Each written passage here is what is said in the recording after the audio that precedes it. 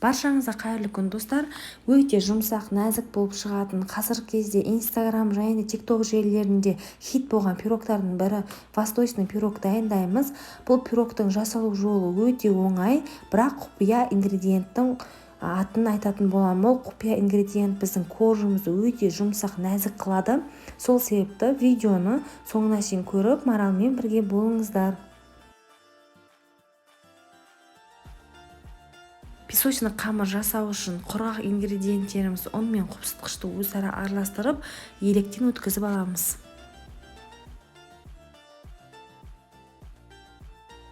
Келесі кезекте қаймағымызға тұз бен құмшекерімізді салып, оған бір жұмыртқаны жарып, жақсылап венчикпен араластырып аламыз. Мұздай морозилктен шыққан сары майымызды ұнға батыра отырып, терканың үлкен тісінен өткіземіз.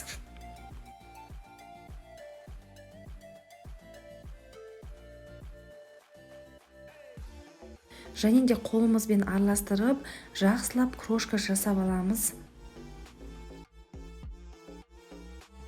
Жақсылап крошка жасап алған соң, ортасын ашып, қаймақты массамызды құйып, жылдам қамыр илейміз.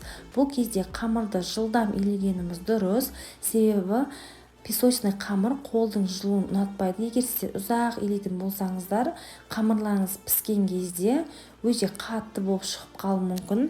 Және де бұл жерде құпия ингредиент деп отырғаным қаймақты міндетті түрде қосыңыздар, өте нәзіктік, жұмсақтық береді қамырға. Піскен кезде өте керемет болып шығады.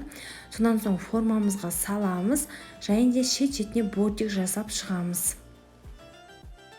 Сонан соң алдын ала дайындалған мейіз, грек жаңғағы және де арахисымызды осылай салып шығамыз, және бір тегіс етіп жайып, бетінен жақсы сапалы сгущенкамыздан құйып шығамыз. Менде 3 желание сгущенкасы. Қызып тұрған духовкада 180 градуста шамамен 20-25 минут дайын болғанша пісіріп аламыз. Біздің пирогымыз дайын болды, өте дәмді болып шықты. Егер сіздер тәтті құмар болсаңыздар, міндетті түрде дәл осы менің рецептім бойынша жасап шығыңыздар, өте керемет болып шығады. Және де сіздерге видео ұнап жатса, лайк басып, комментарий жазып, және де осы видеоны достарыңызбен бөлісе отырыңыздар. Ол үшін видеоның астыңғы жағында поделиться батырмасы бар, сол батырманы баса отырыңыз.